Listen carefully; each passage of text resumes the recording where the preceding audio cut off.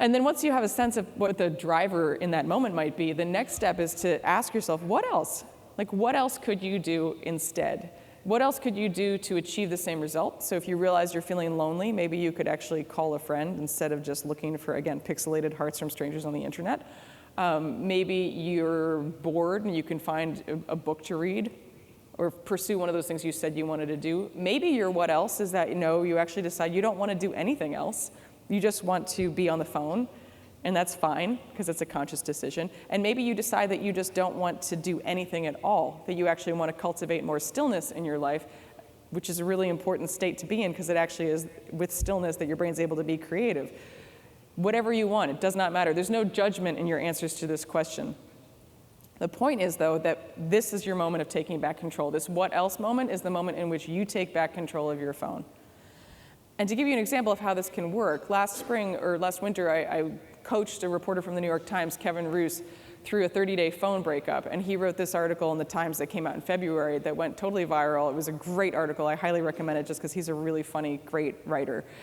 And in the article, actually, no, I can't remember if he put it in the article. Maybe he did. He told me something that he had noticed about his own phone habits. And he said he noticed that every time he went down to get lunch in the cafeteria and he put in his credit card to the machine to have it scanned, he would check his phone. And he was like, it takes 3 seconds for that to happen, for, insert chip, take the chip back out. He's like, what was I possibly trying to accomplish when I was picking out my phone for 3 seconds? I didn't even realize I had that habit. And then he sent me a note, and I know this part didn't end up in the article, that I wanted to share with you that I thought was really quite powerful. He sent me a note towards the end of our experiment together, and he said he'd been working late that night, and he'd taken an Uber home to Brooklyn from Manhattan, and it was in February, it was snowing.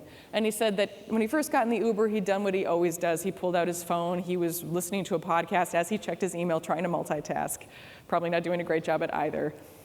And then he said, and then I had a moment, and I realized, I don't have to be doing this right now.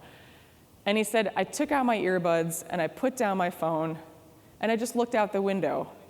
And I watched the snow fall against the Manhattan skyline. And it was beautiful.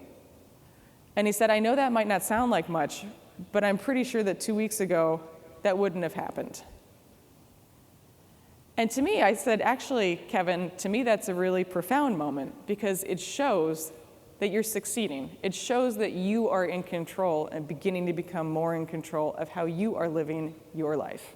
And so that, to me, is success.